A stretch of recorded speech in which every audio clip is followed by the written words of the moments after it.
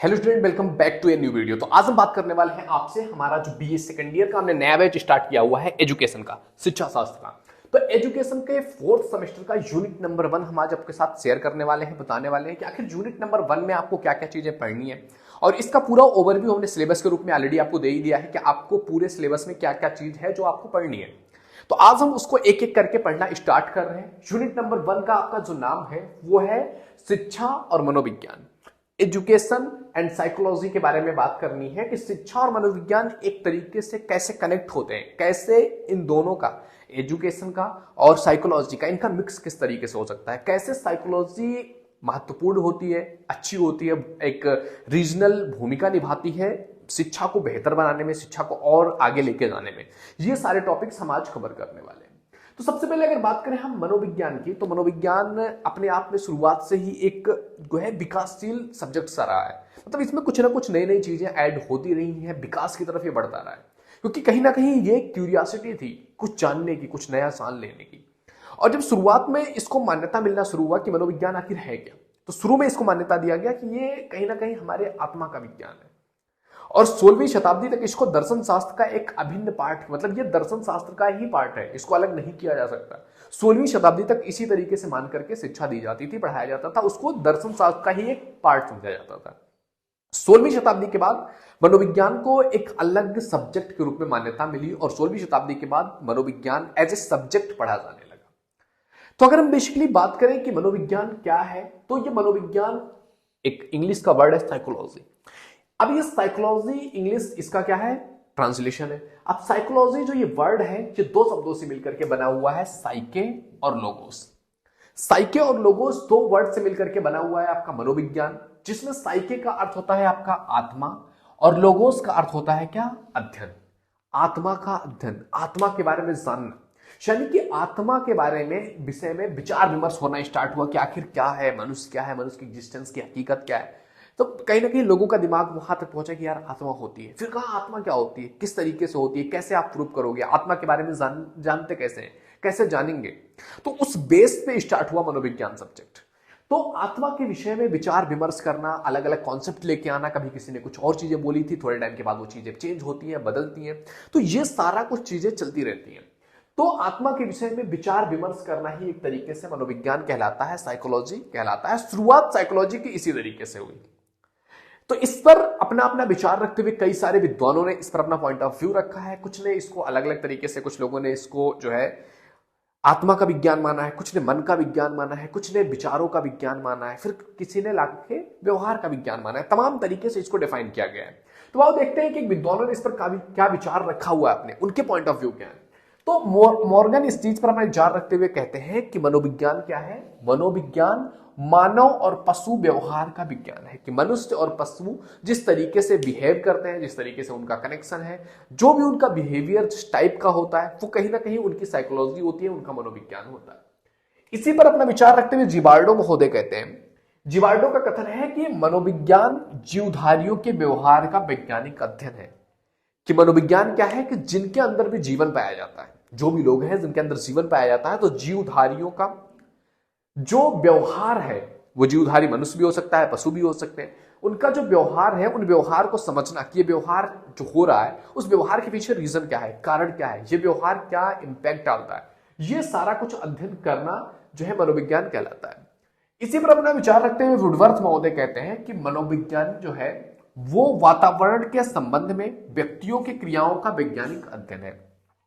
कि मनुष्य है और वो एक वातावरण में रह रहा है। अब मनुष्य का और वातावरण का जो कनेक्शन है, ये कनेक्शन जो है उसमें मनुष्य और वातावरण, इनमें कुछ क्रियाएं होती है। और वो क्रियाएं क्यों होती है, वातावरण का क्या इंपैक्ट पड़ता है मनुष्य का क्या इंपैक्ट पड़ता है वातावरण पर, ये सारी जो क्रियाएं हैं इनका वैज्ञानिक रूप से अध्ययन करना ही क्या कहलाता है, आपका मनोविज्ञान। ये मानना था वुडवर्थ महोदय का। इसी पर अपना विचार रखते हुए मर्फी महोदय कहते हैं कि मनोविज्ञान वो विज्ञान है जो जीवित व्यक्तियों की वातावरण के प्रति की गई अनुक्रियाओं का अध्ययन करता है। कि जो जीवित व्यक्ति जो है वो वातावरण से कहीं ना कहीं कनेक्शन बनाते हैं, जुड़ते हैं, कोशिश करते हैं, अपना एफर्ट लगाते हैं। तो मनोविज्ञान एक ऐसा विज्ञान है जो जीवित जो व्यक्ति है उनकी वातावरण के प्रति की गई जो अनुक्रियाएं हैं उनका अध्ययन करना स्टार्ट करता है। तो इस तरीके से विद्वानों ने समराइज करने की कोशिश किया और मैक्सिमम टाइम पर आप देखोगे कहा गया है कि मनुष्य का या जीवधारी जो लोग हैं उनका जो व्यवहार रहता है, जो उनकी अपनी अनुक्रियाएं रहती है, जो उनका काम रहता है, वो चीजों के पीछे रीजन क्या है, क्यों ये चीजें होती हैं, उसका वैज्ञानिक अध्ययन करना ही कहीं ना कहीं मनोविज्ञान कहलाता है। अब जब मनोविज्ञान ने मनुष्य का अध्ययन किया तो मनुष्य छोटा था, छोटे से लेकर के बड़ा हुआ, बूढ़ा हुआ, मर गया, तब तक पूरा बचपन से लेकर के उसकी लाइफ की एंड तक का अध्ययन किया गया, क्योंकि मनुष्य शुरुआत से एंड तक अध्ययन करना ही पड़ेगा अगर आपको पूरी तरह से विस्तृत जानना है। तो इसमें जो उसकी क्रियाएं हैं वो कहीं ना कहीं बचपन से ही स्टार्ट हो गई है। तो एजुकेशन जो दिया जाता है बेसिक रूप में, जो एजुकेशन है वो बचपन से स्टार्ट होता है और एक एज तक 25-30 तक वो चीजें चलती रहती है एक बेसिक स्ट्रक्चर के रूप में। तो इस टाइम पे क्या चीजें मनुष्य की बॉडी में चेंज आते हैं, क्या उसका माइंड चेंज होता है, किस तरीके से मनुष्य व्यवहार करता है, ये सारी चीजों का अध्ययन जरूरी है। और अगर इन चीजों के बारे में पता होगा तो हम एक अच्छी एजुकेशन दे सकते हैं। तो कहीं ना कहीं ये सारी चीजें हमारे एजुकेशन को इफेक्ट करती हैं। एजुकेशन में इनका इंपैक्ट रहता है कि मनुष्य किस तरीके से बिहेव करेगा, उसके अकॉर्डिंग अगर उसका एजुकेशन सिस्टम डेवलप किया जाता है तो वो ज्यादा बेहतर हो सकता है। तो मनोविज्ञान और उसकी जो प्रकृति है उसको समझने के लिए जो है निम्नलिखित रूपों में देखा जा सकता है। मनोविज्ञान को अगर हमको अच्छे से समझना है कि इसका विकास कैसे कैसे हुआ, तो फिर इसको हम निम्न रूपों में देख सकते हैं। जैसे पहली चीज है आपका आत्मा के विज्ञान के रूप में मनोविज्ञान, यानी कि जब शुरुआत हुआ मनोविज्ञान के बारे में बात करने का या मनुष्य की एग्जिस्टेंस को जानने का, तो उसमें आत्मा का कॉन्सेप्ट सबसे पहले आया। तो उसमें कहा गया, जैसे प्लेटो थे, अरस्तु थे, इन लोगों का मानना यह था कि जो मनुष्य है उसका जो मनोविज्ञान है वो किस चीज पर डिपेंड करेगा, उसकी आत्मा पर। उसकी आत्मा जिस तरीके से रहती है उसकी आत्मा के बारे में अध्ययन कर लेना ही मनोविज्ञान कहलाता है। लेकिन ये लंबे समय तक मान्यता नहीं रह पाया। क्यों? क्योंकि कहीं ना कहीं जब आप इसको विज्ञान बोलते हैं तो विज्ञान मीन्स क्या, जो आप प्रैक्टिकल रूप में दिखा सकते हो, जो आप प्रूव कर सकते हो, वो विज्ञान कहलाएगा। और आत्मा को तो किसी ने देखा ही नहीं है, तो उसको प्रूव कैसे किया जा सकता है। तो मनोविज्ञान जो आत्मा का विज्ञान था, इसको थोड़े टाइम के लिए एग्जिस्टेंस में आया, उसके बाद धीरे धीरे जब नए नए कॉन्सेप्ट आने लगे तो उस चीज को छोड़ दिया गया। दूसरा कॉन्सेप्ट आया इसमें मन के विज्ञान के रूप में मनोविज्ञान। फिर लोगों ने कहा नहीं नहीं यार, ये आत्मा का नहीं, हमारे मन का विज्ञान है। ये मन हमारा जिस तरीके से काम करता है, मन किस तरीके से वर्क करेगा, वैसे ही हमारे व्यवहार होंगे। तो मनुष्य जो भी कर रहा है, जो भी उसकी अनुक्रियाएं हैं, वो कहीं ना कहीं उसके मन से डिजायर्ड है। तो मन के विज्ञान के रूप में मनोविज्ञान को समझने की कोशिश की जाने लगी। कई सारे विद्वानों ने, कई सारे दार्शनिकों ने इस पर अपना विचार रखा, अपना पॉइंट ऑफ व्यू रखा। लेकिन थोड़े समय के बाद इसको भी निगलेक्ट कर दिया गया, क्योंकि मन को भी तो आप दिखा नहीं सकते हो ना, चाहे उसको भी नोट नहीं कर सकते हो कि क्या क्या चीजें, कब उसमें क्या चीजें चल रही हैं, यू कैन नॉट नोट। तो मन के विज्ञान का जो कॉन्सेप्ट रहा मनोविज्ञान को प्रदर्शित करने का, ये भी थोड़े टाइम तक चलने के बाद क्या हुआ, इसको भी समाप्त कर दिया गया। फिर इसके बाद आपका नेक्स्ट कॉन्सेप्ट आता है तीसरे नंबर का, कि चेतना का विज्ञान के रूप में मनोविज्ञान। फिर क्या किया गया, कुछ दार्शनिकों ने 16वीं शताब्दी में, जैसे उट महोदय हो गए, विलियम जोन्स महोदय हो गए, इन्होंने क्या कहा कि जो मनोविज्ञान है ना, ये ना तो मन का विज्ञान है ना आत्मा का विज्ञान है, ये चेतना का विज्ञान है। कि हम चेतन रूप में, हम कॉन्शियस होकर के जो काम करते हैं, जो क्रियाएं हमारी होती है, उन चीजों का अध्ययन करना ही मनोविज्ञान कहलाता है। क्योंकि जब हम चेतन रूप में होंगे, हम चेतना में रहेंगे, तो उसमें जो हम अध्ययन करेंगे वही हमारा मनोविज्ञान होगा। लेकिन चेतना को भी स्पष्ट करना नेक्स्ट टू इम्पॉसिबल था कि आप क्या समझते हो, what do you mean by chetna. तो थोड़े टाइम के बाद इस चीज को भी निगलेक्ट कर दिया गया। 300-400 साल ये चीजें कॉन्सेप्ट चलता रहा। 16वीं शताब्दी में इस चीज का कॉन्सेप्ट आया, और फिर जाकर के आखिरी में 20वीं शताब्दी में व्यवहार के विज्ञान के रूप में मनोविज्ञान को रखा गया। कि मनोविज्ञान जो है वो क्या है, वो मनुष्य के व्यवहार का अध्ययन करता है। अब व्यवहार मनुष्य जो कर रहा है वो दिख रहा है, अब उन व्यवहारों का अध्ययन किया, व्यवहार जो हो रहा है मनुष्य का, वो क्यों हो रहा है, किस लिए हो रहा है। तो ये सारा कुछ अध्ययन हमें समझ में आ गया जब हमने इसको व्यवहार के विज्ञान के रूप में प्रदर्शित किया।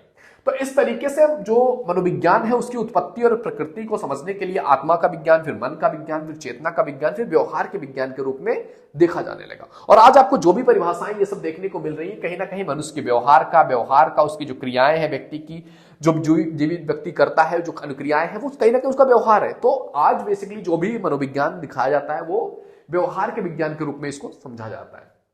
अब आइए बात करते हैं मनोविज्ञान का शिक्षा में योगदान क्या रहा। हमने समझ लिया यार, ये होता है मनोविज्ञान, व्यवहार का अध्ययन करता है, समझता है, जानता है। अभी इसका एजुकेशन में क्या इंपैक्ट पड़ता है।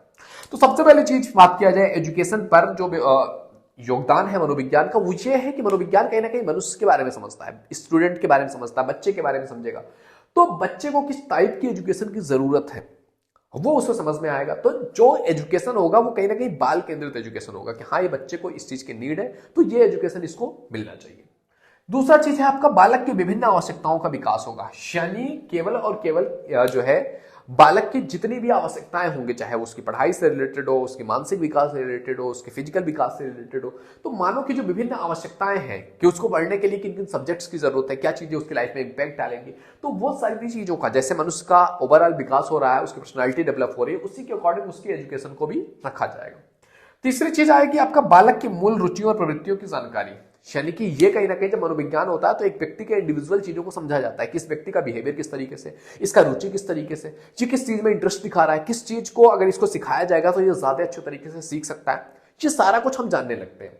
तो कहीं ना कहीं हम उसकी मूल प्रवृत्तियों और रुचियों को जब जान लेंगे तो हम उसके अकॉर्डिंग एजुकेशन उसको देंगे कि इसके लिए कौन सा साइड, कौन सा सेक्टर ठीक होगा, कौन सा करियर ऑप्शन इसके लिए ठीक रहेगा, तो जिससे कि उसको उस चीज में जो है सक्सेस पाना आसान हो जाता है। चौथी चीज बात किया जाए इसके संपूर्ण विकास, यानी कि केवल और केवल आपके एजुकेशन की बात नहीं की जाती है, इसके साथ साथ आपके खेल कूद, आपका मानसिक, आपका फिजिकल, आपका ओवरऑल मतलब डेवलपमेंट ही एजुकेशन का पर्पज हो जाता है। जब आप जो है एजुकेशन को शिक्षा से मतलब जो किताबी ज्ञान है उससे उठा करके आप उसको ओवरऑल चीजें देना स्टार्ट करते हो, और ये चीजें तभी होती है जब आपको समझ में आएगा कि इस बच्चे को नीड क्या है, किस चीज की जरूरत है, उसका कॉन्शियस किस तरीके से डेवलप हुआ है।